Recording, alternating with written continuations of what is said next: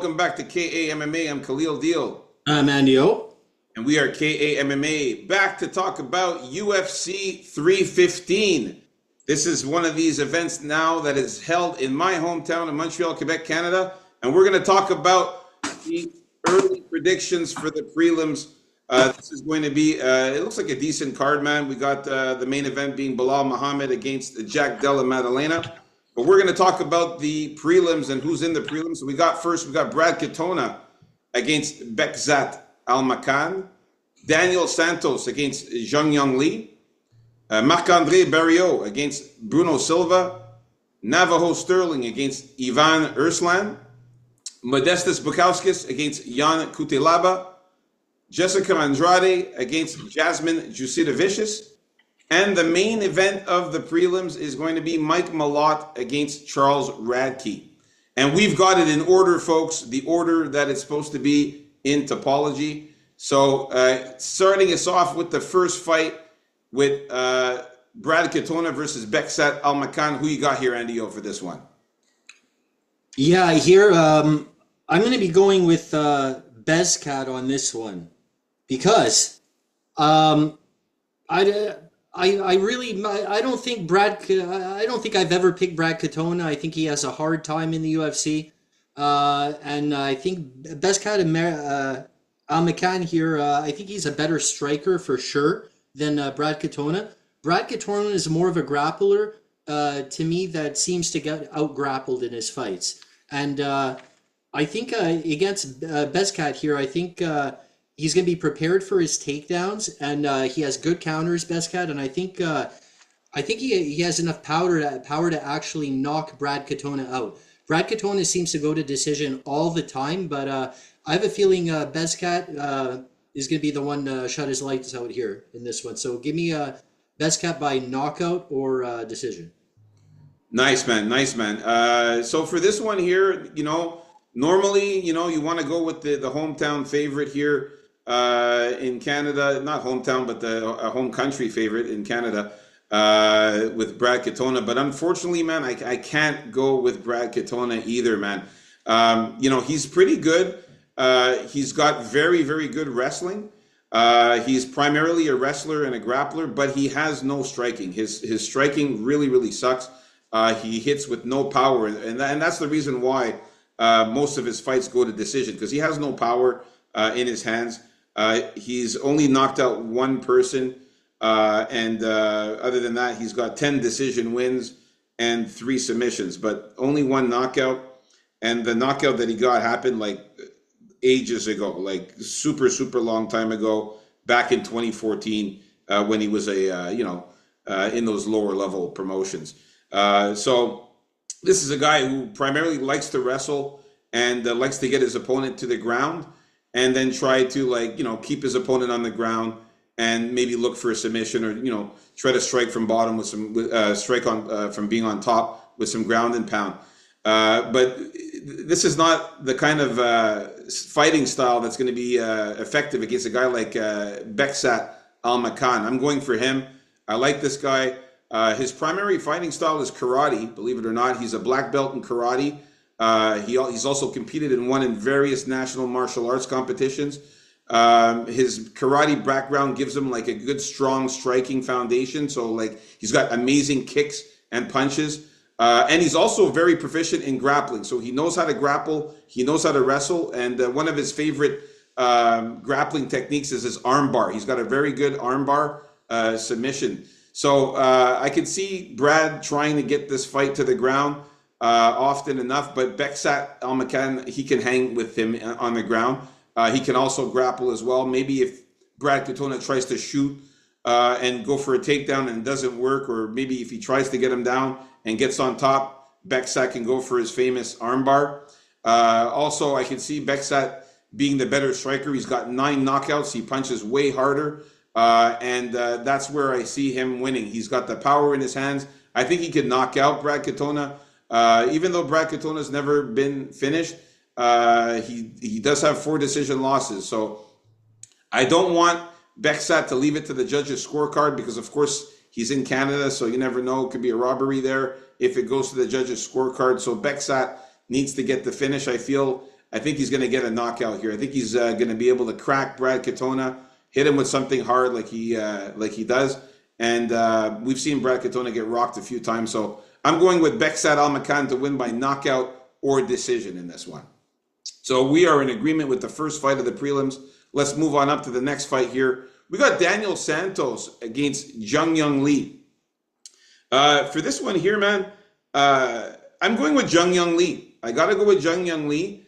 First of all, he's going to have a 3-inch height advantage, which I really, really like. And also a very significant 6-inch reach advantage for Jung Young Lee. So this right there, I like that about that. The height advantage, the reach advantage, definitely gonna help out. Also, you can see here in the weight, if you look here, Daniel Santos is weighing in at 135, and Jung Young Lee is weighing in at 146. So I like the fact that Jung Young Lee should be the bigger guy in this fight. Although this fight is going to be at the bantamweight, I believe it's going to be a bantamweight fight. So I think it's Daniel Santos moving up in weight, is it? He's going up in weight, Santos, for this fight. So yeah, I'm going to like the fact that Jung Young Lee is going to be the bigger guy, and that's his normal weight class. Also, Jung Young Lee, man, he's looked pretty good in the UFC. His only loss just happened recently to Haider Emil, where he got knocked out there. But Haider Emil is a big, strong, powerful guy compared to Daniel Santos.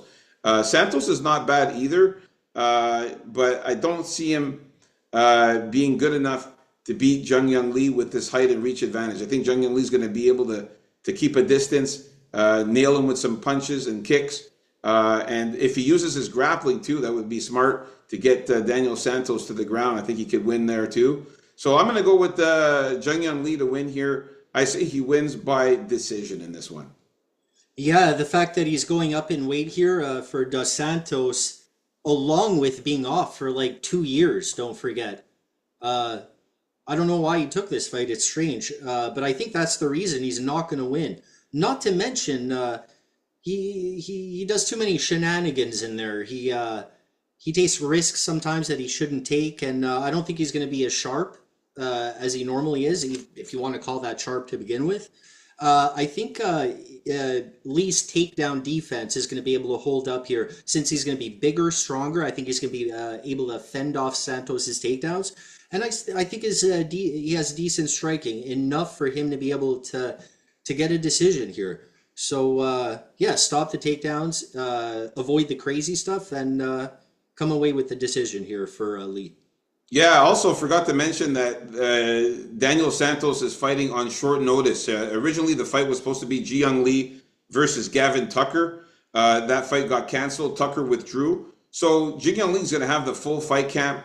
Daniel Santos coming in on short notice, and also not having fought in almost 2 years there is not a good look for Daniel Santos. I call him the wannabe Charles Oliveira. He tries to fight with that kind of style, but he's just not up to par. So yeah, Jung Young Lee. I think this is going to be one of the dog of the nights here. A lot of people seem to call him that for some reason, eh? Yeah, because he tries to like Charles Oliveira, but I thought at the beginning it was because he looked like him, but I guess he does kind of similar. He does look similar to him too. Yeah. But yeah, I'm going to go with Jung Young Lee. I think he's going to be the dog of the week here. Not anymore.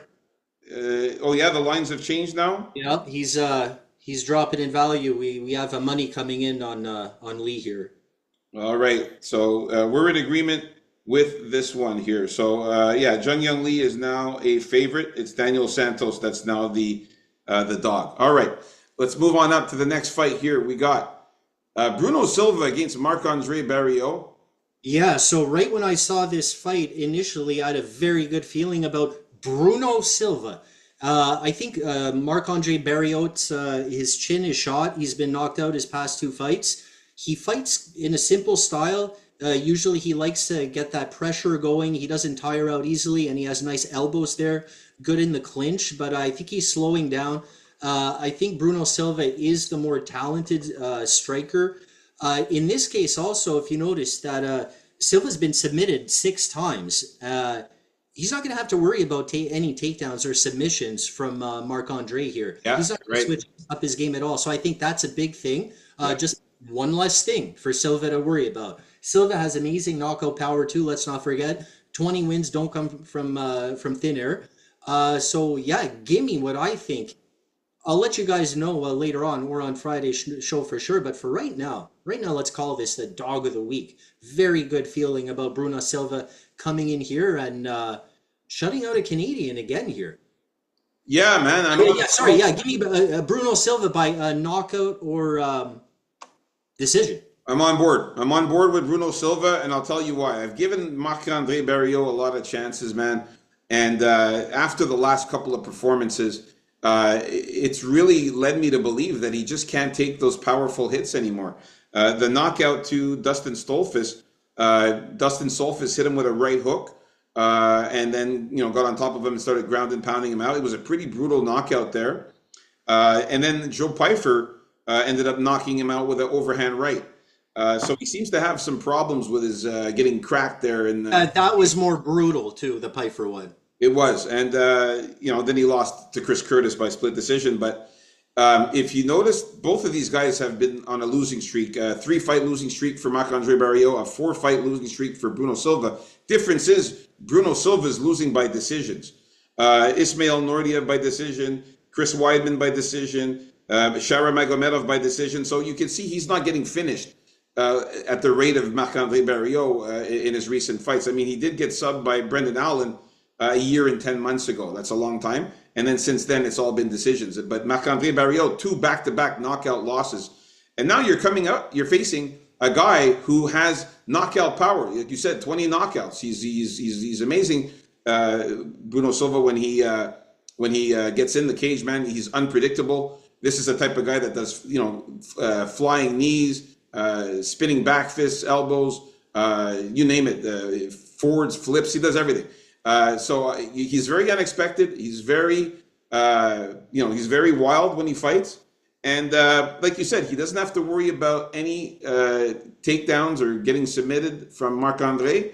And I think that because of that, I got to go with Bruno Silva, man, because I think he's going to hit harder than Marc-André, and he's going to touch that chin and knock him out, man. So I got Bruno Silva winning this one. I'm going to say straight up knockout. All right, so we're in agreement with this one as well. Let's get to the next fight here. All right, we got Navajo Sterling against Ivan Erslan. Now for this one here, I got to go with Navajo Sterling. Erslan, he likes to throw the jab. That's his main thing. Even though the jab it's a decent weapon, but the thing is that it's not that good of a weapon at a higher weight class. And it's because if it's not done perfectly, it leaves you open to looping punches and hooks. And Erslan, the way he throws his jab, he leans his head into it more than he should. Where Erslan's dangerous is he likes to fight in chaos, man. He starts off clean with the jab, and then he just unleashes wild overhands. He's dangerous in those wild exchanges where his chin's held up and his power perseveres. And he's dealing with a guy with like a 7-inch reach advantage here with that. That's where I was going to get to now. The thing is that Ivan Erslan, he can't wrestle, okay? He's not very fast or technical. He just throws hard. But Navajo Sterling, however, this guy is also going to be primarily a kickboxer, okay? He comes out of city kickboxing, and he's got the Muay Thai style. So, when they're facing each other, I think Navajo Sterling is going to be the more technical fighter. I think he's going to be much better than Ivan Erslan here. He also hits hard too. He's got knockout power. And yeah, that's one of the things I was going to mention there, Andy O, is the crazy reach advantage. So he's going to be 2 inches taller, but the reach advantage is going to be significant. We're talking 7 inches, a 7-inch reach advantage. So that's where Navajo Sterling should be able to keep at bay, create space, stay at a good, safe distance, and just clip Ivan Erslan with those jabs and punches and kicks. Erslan's not going to be able to get in close enough to land those hard, powerful punches that he has. So I'm going to go with Navajo Sterling to win by knockout or decision here. I think that Ivan's not going to be able to get that knockout punch. Yeah, Navajo Sterling, can't add much more to that. I think Ruslan does have his bright spots, as you said. Decent striking, decent power, but he has there's some things to work on, that's for sure. Sterling, very good kickboxer, should be able to really pepper him with shots. I expect a better performance out of Sterling this time than last time because although he put away Tuco Tucos there in unanimous decision, he did get knocked a couple times by Tuco Tucos. I don't know if it's a bit of holding his chin with his chin, or also he was getting kind of tired there towards the end, and his arms were dropping down. But Urslan is kind of like maybe Tuco Tucos like -1 or something to me. I think this is pretty much a fight that they're trying to propel Navajo Sterling with to make him look good. So yeah, give me Sterling by knockout or decision. Not to mention he's also going to be much younger there at 27 years old. And younger, yeah. All right, so we're in agreement with Navajo Sterling. Nice. So far we're in agreement with all of the fights so far in the prelims, looking good. Let's get to the next one here, NDO. We got Modestas Bukauskas against Jan Kutilaba.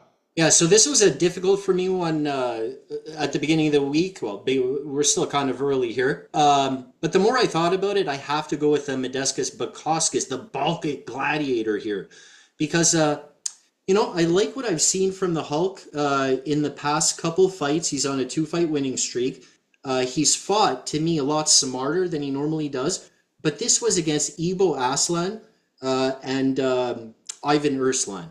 And Modestas Bukauskas is a lot better than those guys. Not that we're going on MMA math here, but He only won a split decision too against Urslan. Barely won that fight.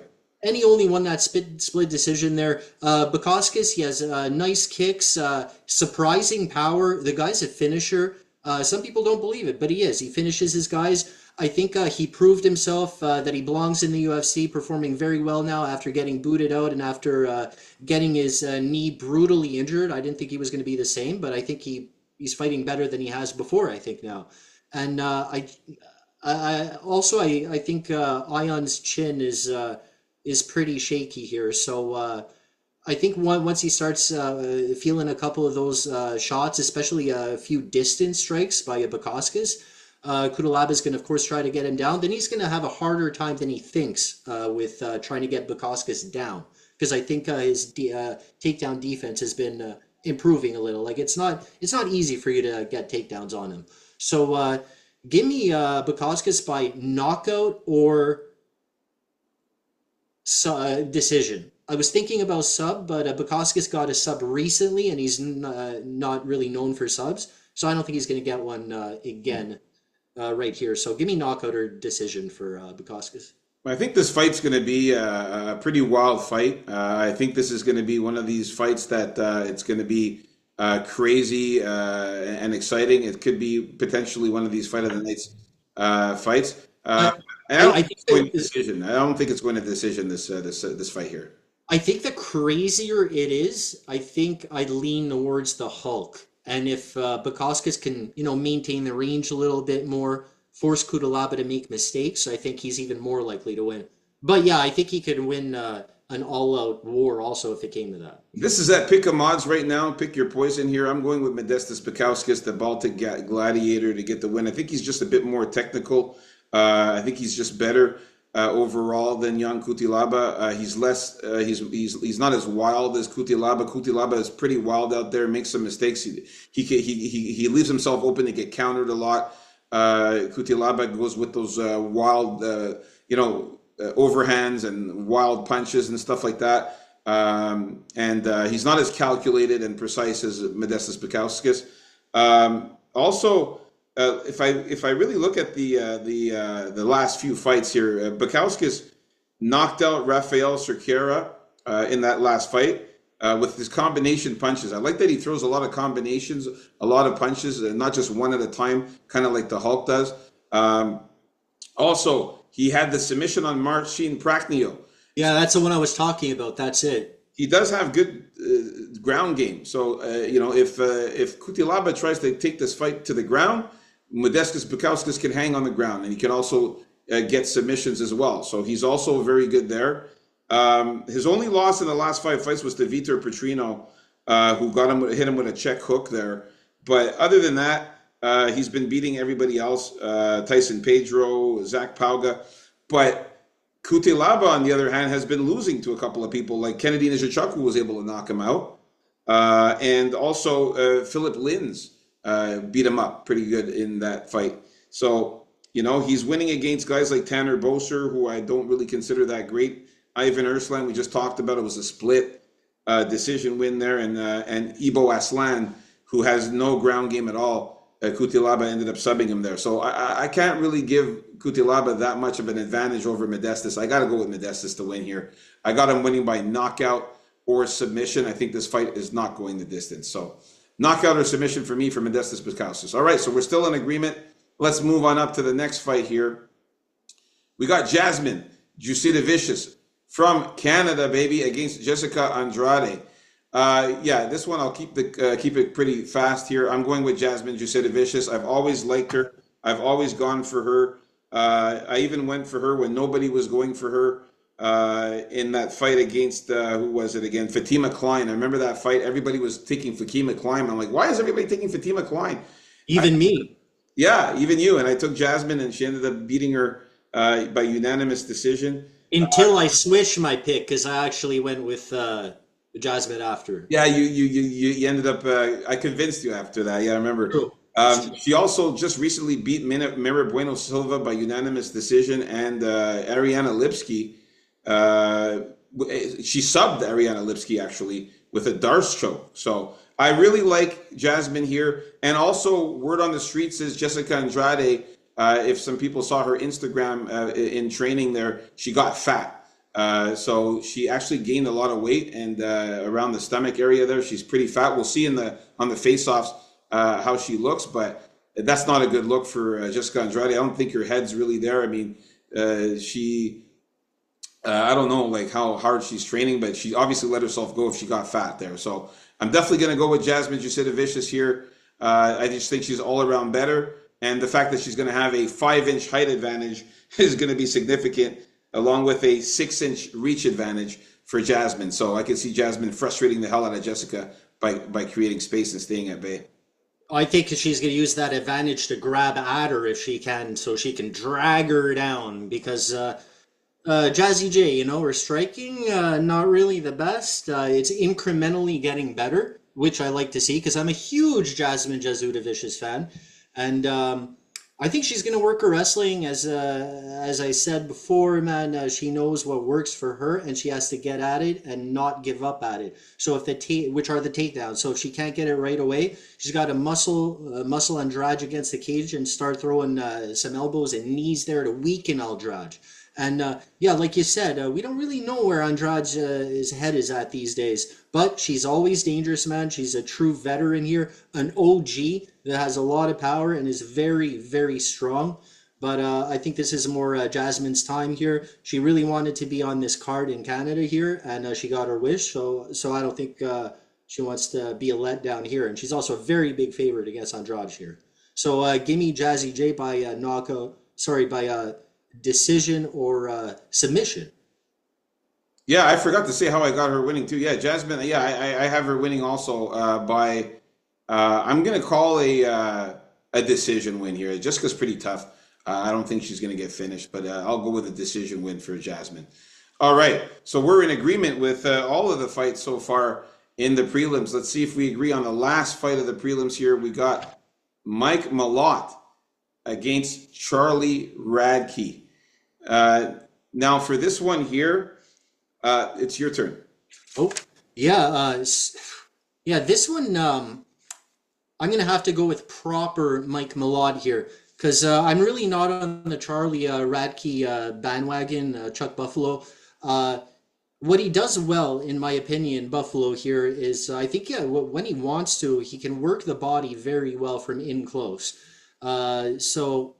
But I don't see him getting that in close on Malott, who I think will keep his distance with his kicks, maybe even bore a couple people at the beginning. But then he's going to time his his takedowns really well here, and I think he's going to flatten out Charles Radke, looking for that sub, just keeping that top pressure on. As long as he avoids that left hook, because that's also a good thing that Radke has, is a nice left hook, but a lot of guys seem to have nice left hooks these days, so know where it is and avoid it proper. So I'm looking for a proper victory with Mike Malott. It still bothers me that he lost to Neil Magny there a couple fights ago, but he rebounded. It's his time more than anything if he wants to make a run. Mike Malott can say the same thing for Radke, but I just don't think Radke's all there, regardless of some kind of cult following this guy has, it seems. So yeah, give me Mike Malott to get a statement, be back on the winning path towards the title. So he's going to say, with a decision or submission win here. No, a submission or decision win. Yeah. You know what? I'm also just ever so slightly going for Mike Malott here. I don't have very high confidence in Mike Malott because, the thing I find about him is that he quits a lot of the time when the fights start to get a little later in the fight. I would say he gasses more than gives up. I felt like he kind of gave up against Neil Magny in that fight. He kind of was winning, and then he just let himself go at the end. He made and he just allowed it to happen in the end. The way that fight went, not a good look. No, wasn't a good look there. But I still think he can get it done here at home. I think he's gonna be very motivated. He is a finisher. He's got 4 knockouts, 6 subs, only 1 decision. Radke's been knocked out a couple times, and Mike Malott has some power. But where I do think Mike Malott shines the most is his ground game. He definitely has a very good jiu-jitsu. He's rocking with Team Alpha Male. They're very good over there. I could see him taking down Charlie Radke, getting on top of him. Like you said, flattening him out, ground and pound. Looking for the submissions. I think his ground game is better than Charlie Radke. Now, if the fight stays on the feet, this is where I'm worried about Mike Malott because Radke hits hard. He's got some very good body shots, like you said, some good powerful punches. Radke's also a very good dog. He goes out there and he looks for that dog fight, man. He looks to make it a brawl, and he throws caution to the wind. He doesn't give a shit. He'll take risks and go out there and try to fuck you up. But I like the fact that Mike Malott is taller. He's going to have that. The 4-inch height advantage, and also a 1-inch reach advantage. So I like that Mike Malott's going to be just a bigger guy, so it's going to be harder for Radke a bit. But again, Radke is definitely dangerous out there. So I'm going to take Mike Malott here to win. I say he wins by knockout or submission. I think that this fight is not going the distance. I think they're going to bang it out, these two. It's going to be a good fight. So there you have it, folks. Our early predictions and breakdowns for the prelims. If you made it this far, like and subscribe, everyone, and stay tuned for our next video, which is going to be the main card of UFC 315. Yeah. Forgot to mention last week. Quick recap there. Andy O held it down for the channel here. He went 8-4 in the predictions. I went 7-5. We're looking to kill it again this week, man. Do much better this week. So, definitely was disappointed with last week's results. But, yeah, we got to get back in it this week, and let's get it. Made some profit, though. KA MMA, baby.